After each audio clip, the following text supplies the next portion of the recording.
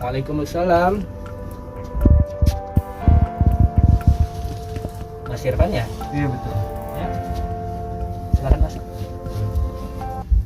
Gimana kabarnya hari ini? Alhamdulillah sehat mas. Sehat. Di sini naik apa? Saya naik motor. Naik motor sendirian? Sendirian. Oh, sendirian. Mas Irfan kira-kira lagi kerja, kuliah atau apa gitu?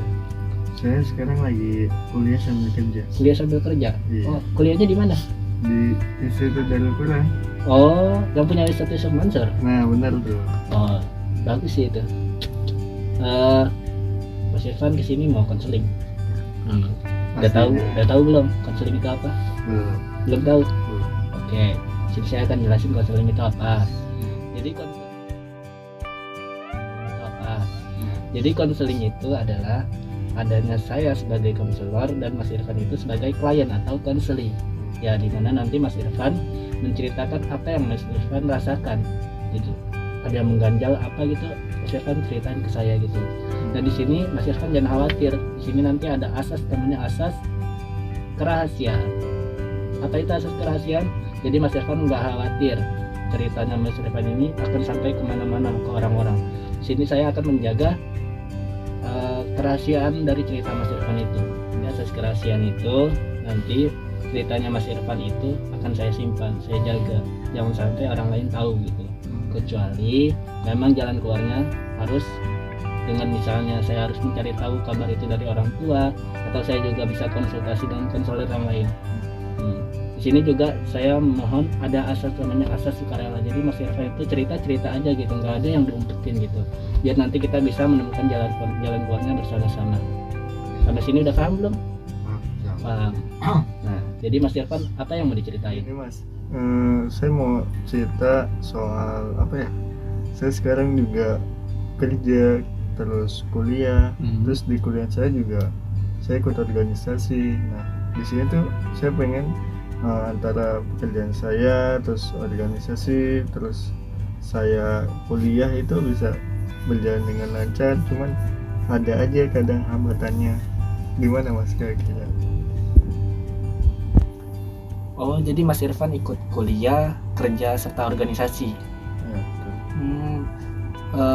Emang apa sih target Mas Irfan dengan apa targetnya kerjanya itu apa target dalam kuliahnya juga, apa target organisasi itu? Yang penting organisasi itu, kenapa Mas Irfan ikut organisasi gitu?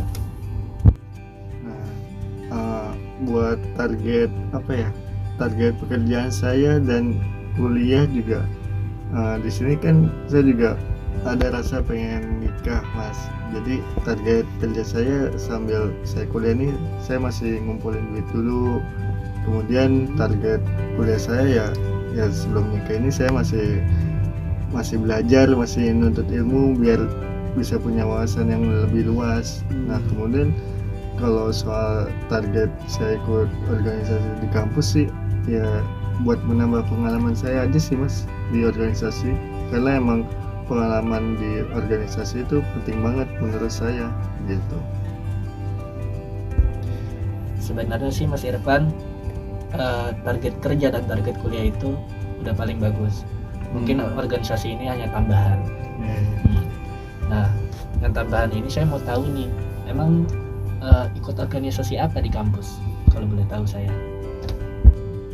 Saya di kampus ikut organisasi Dewan Mahasiswa, BEM, semacam BEM gitu. Saya di divisi Kementerian Sosial. Saya di Kementerian Sosial itu ada 3 orang, ada 2 orang lagi anggota saya.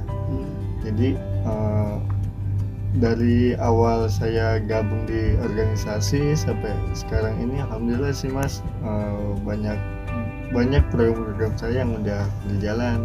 Di antaranya aksi sosial, kemudian penggalangan dana terkait dengan bencana alam yang udah terjadi kemarin, kemudian donor darah, pokoknya masih ada program-program saya yang masih belum kita jalani karena musim yang pandemi sekarang ini Mas, begitu. Oh, jadi kalau boleh saya tahu nih, contohnya apa sih? Apa aja contoh kendala yang Mas Irfan hadapi ketika bekerja, kuliah, serta organisasi, apalagi di masa pandemi seperti ini gitu? Ada gak contoh kendalanya biar saya tahu gitu? Coba ceritain dong Mas. Soal kendala sih Mas ya, secara pengalaman saya sampai sekarang ini ada beberapa kendala soal kuliah online, kemudian kegiatan di organisasi juga banyak banget kendalanya. Salah satunya ya hal yang paling kecil perihal kuota internet, kemudian antara pekerjaan di di kerjaan, kemudian ada acara di kampus juga. Nah di situ tuh kadang di mana ada waktu kerja saya dengan waktu acara di kampus tuh bentrok. Jadi mau nggak mau nih Harus memilih salah satu karena buat di kerjaan saya kendalanya nggak ada yang gantiin saya gitu. Jadi kendalanya di situ, dan ya mau nggak mau saya harus lebih mementingkan pekerjaan saya daripada organisasi di kampus.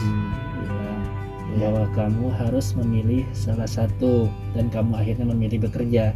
Jadi apa konsekuensi ketika kamu lebih memilih bekerja ketimbang organisasi tersebut, atau kuliah kamu jadi terbengkalai atau apa gitu? Buat konsekuensi sendiri Mas ya, antara di kuliahan sama di organisasi sih masing-masing ya. Kalau di kuliahan mungkin konsekuensinya saya kendalanya jam masuk mata kuliah ini kadang terlambat hampir setengah jam gitu kan. Jadi kamu tertinggal pelajaran kayak gitu. Nah ya, jadi ketika nanya lagi ke dosen jawab pun mungkin bisa nanti sendiri kayak gitu. Kalau di konsekuensi di kendala di organisasi, mungkin kendalanya itu ada tanggung jawab saya membuat program-program dan akhirnya jadi tertunda begitu Mas. Tertunda, nggak berjalan seperti yang harusnya sekarangnya berjalan, jadi nggak berjalan kayak gitu. Nah kayak gitu Mas, kurang lebih. Oke. Oh iya, sebelumnya kan kamu bekerja. Nah, perusahaan kamu sebelum kamu bekerja itu sudah punya perjanjian sebelumnya, misalnya kamu izin ini, maksudnya biar waktunya tidak bentrok dengan waktu kamu bekerja dan juga kuliah. Itu gimana kok bisa jadi kayak miscommunication kayak gitu? Apa kerjanya tiba-tiba disuruh deadline, suruh kerja dadakan kayak gitu atau bagaimana?